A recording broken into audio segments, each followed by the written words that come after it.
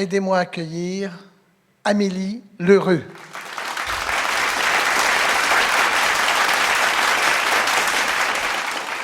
Il y a quelques années, j'étais tellement stressée que je me rendais même plus compte que j'étais stressée. De toute façon, tout le monde autour de moi était stressé. C'est ça la vie, non? Entre la carrière, les enfants en bas âge, un mariage dans lequel je ne m'épanouissais plus, j'étais prisonnière de ma tête. Prisonnière du hamster qui allait à 100 000 à l'heure. Prisonnière du moule, des obligations. Je faisais ce qui était attendu de moi sur le pilote automatique. Métro, boulot, dodo. C'est ça la vie, non? Pour être à la hauteur, pour ne pas déplaire, j'en faisais beaucoup. Je planifiais tout, je contrôlais tout. J'essayais surtout de tout faire par moi-même, parfaitement et rapidement.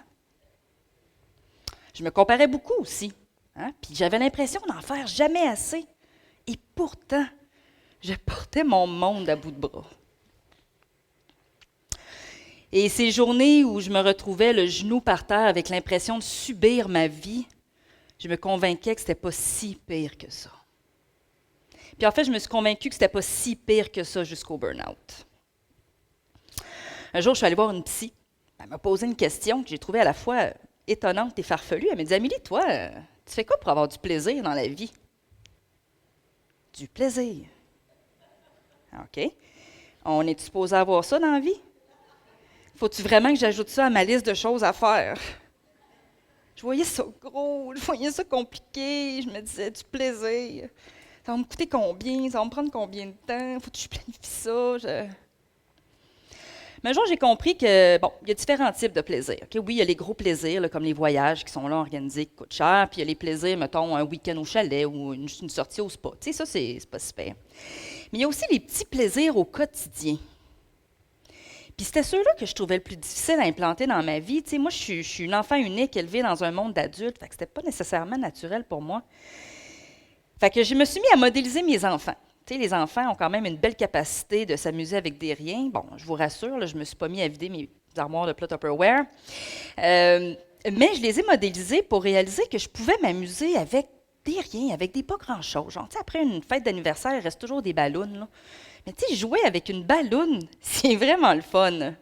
Tu sais, on ne veut pas qu'elle touche à terre, mettons, là, ça peut être le jeu. On peut même rester assis pour jouer à ça. C'est vraiment magique. OK? Bon.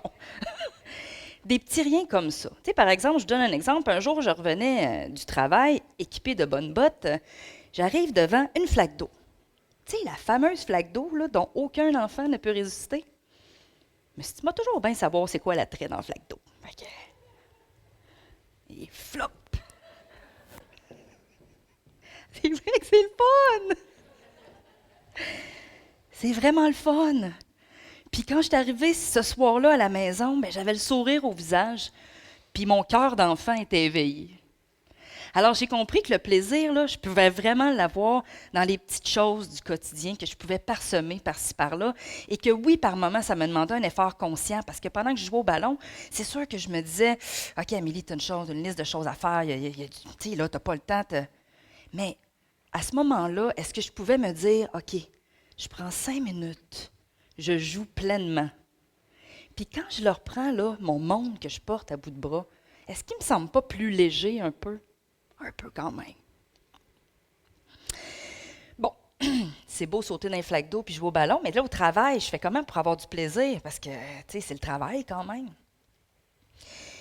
Moi, j'ai réalisé, tu sais, étant quand même quelqu'un dans la performance, une perfectionniste, j'avais pas beaucoup de plaisir au travail et j'étais très, très axée sur les résultats. Okay? Alors, je planifiais tout, j'avais planifié mon résultat, il devait se passer exactement comme je l'avais dans ma tête, j'avais énormément d'attentes, donc énormément de stress lié à l'atteinte de l'objectif, exactement de la façon que je me l'étais mis dans ma tête. Donc, avec le stress et les attentes, il fallait que je contrôle tout pour que ça se passe exactement comme je voulais. Tu sais, je vous en parle, puis je suis comme épuisée déjà. Et nécessairement, quand je suis toujours en attente d'un résultat, je suis dans le futur, tout le temps dans le futur. Puis quand j'ai atteint mon résultat, super, mais là, je m'en fixe un autre. Fait que je continue à être constamment dans le futur.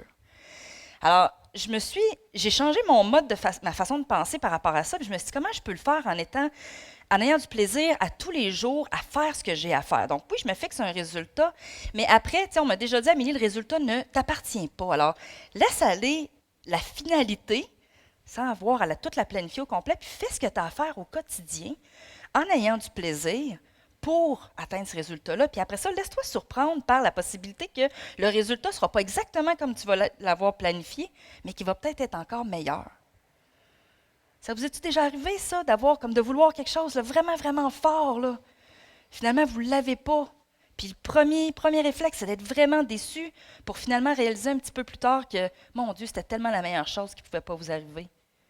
Alors, de rester ouverte aux possibilités que c'est peut-être pas ça et m'amuser à faire ce que j'ai à faire au quotidien, d'être satisfaite de ce que je fais au quotidien, puis surtout de réapprendre à faire les tâches que peut-être j'ai faites 1000 fois dans ma vie, comme si je le faisais pour la première fois.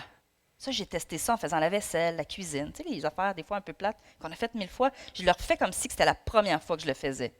Vous essayerez ça. C'est nice, c'est le fun, ça fait une différence. OK.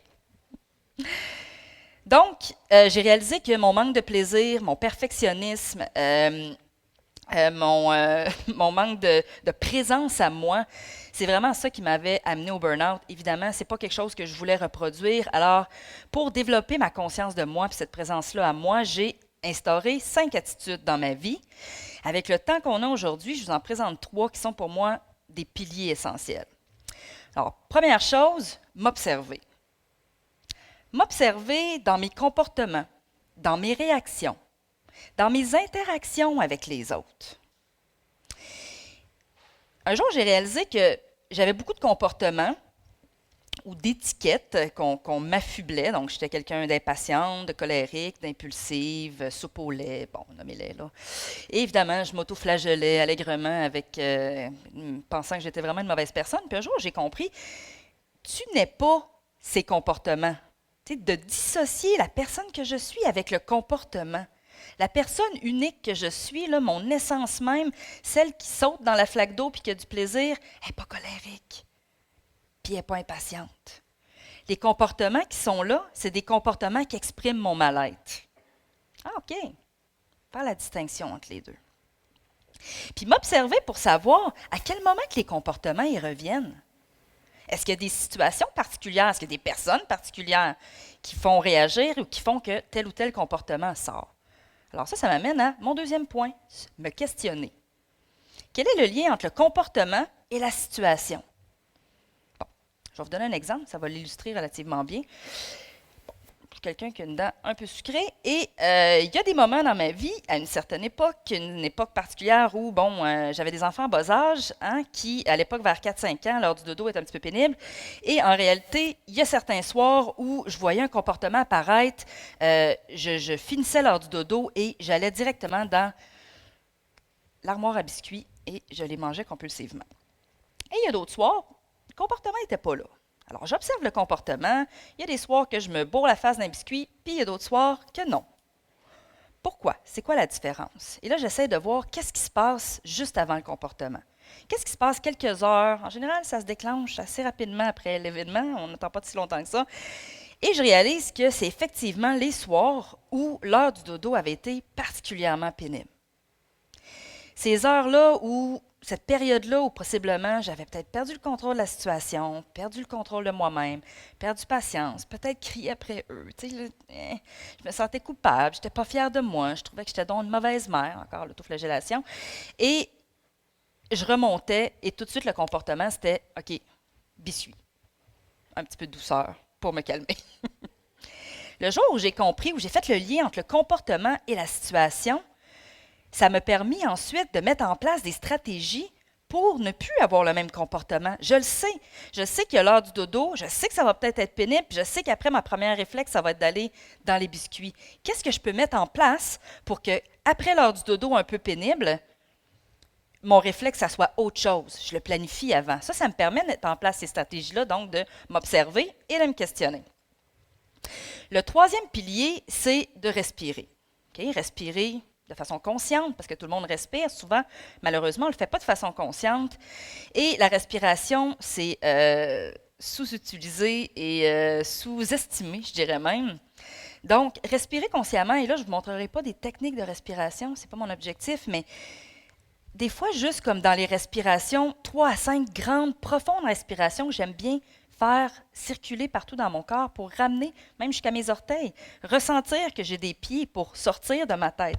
Quand l'hamster roule, on oublie qu'on a comme des pieds, donc de respirer pour ramener la respiration jusqu'aux orteils.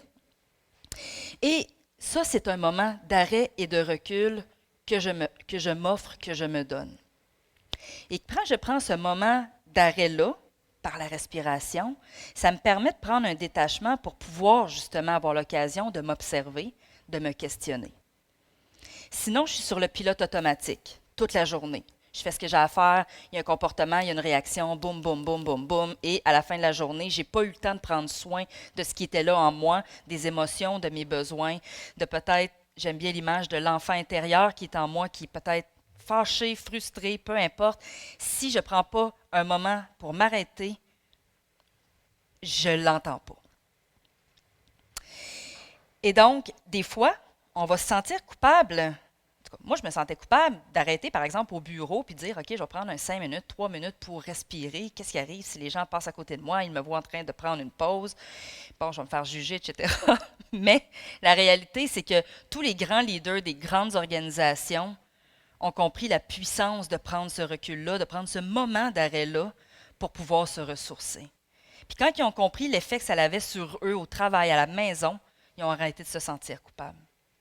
Parce que pour performer, on s'imagine que pour performer, il faut être constamment en train de bouger, en action, mais la réalité, c'est que pour performer sainement, il faut être capable de ralentir. Puis des moments de respiration où je prends un temps de recul, c'est un moment où je ralentis, je prends soin de moi, je performe sainement. Bon, prendre soin de soi.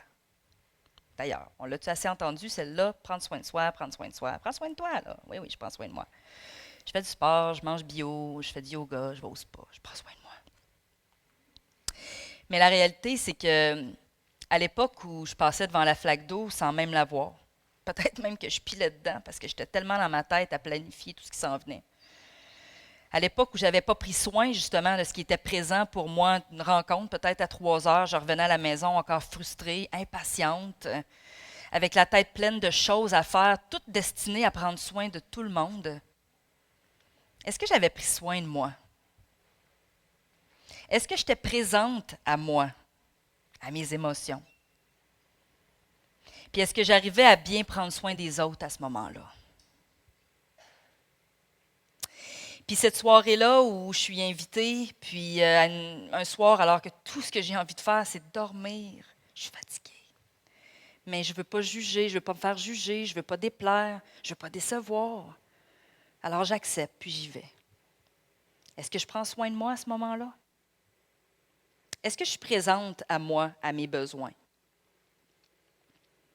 Et dans les jours qui suivent, est-ce que j'arrive à bien prendre soin des autres?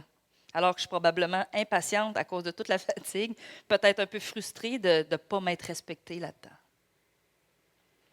C'est bien vu de prendre soin des autres d'abord, de s'occuper de tout le monde, puis c'est perçu comme étant égoïste de penser à soi avant. Hein, moi, ça me faisait sentir vraiment coupable. Parce que c'est ça la vie, non? C'est-à-dire, on fait tout pour ne pas déplaire à nos parents.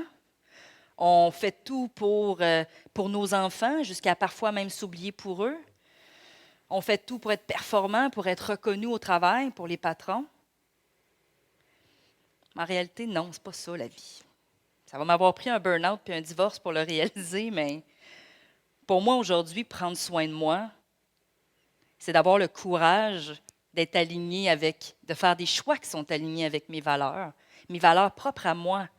Pas celles qu'on me dit que je devais suivre, pas celles qu'on me dit qui étaient bonnes pour moi, celles que je sais qui sont vraiment alignées avec l'être unique que je suis. Prendre soin de moi aujourd'hui, c'est d'avoir le courage de sortir de ces prisons-là dans lesquelles je ne suis plus bien. Parce que oui, ça demande du courage. Puis des fois, peut-être, je vais faire le choix de rester dans cette prison-là, mais je vais le faire consciemment, en essayant de mettre des choses en place qui vont me permettre de créer ou d'avoir un peu plus de plaisir dans cette situation-là, plutôt que de simplement la subir. prendre soin de moi, c'est ça, c'est faire des choix pour créer ma vie et non pas subir ma vie. C'est d'avoir assez d'honnêteté envers moi-même pour me le dire quand ça ne va pas, pour écouter les émotions qui sont là, pour écouter mes besoins et être capable de les exprimer, me respecter là-dedans. Puis quand je fais ça, bien, cette Amélie-là, elle se met à rayonner. Elle se met à rayonner, elle a un impact positif autour d'elle. Puis je me mets aussi à voir les gens autour de moi changer. Et ça, c'est magnifique à voir. Et quand les gens se mettent à leur tour à prendre des décisions par amour pour eux, il y a des synchronicités. La vie se met à s'aligner aussi pour eux. Ils se mettent à avoir un impact positif autour d'eux, à rayonner, puis à voir les gens autour d'eux changer. Ça ne serait pas plutôt ça, la vie? Non?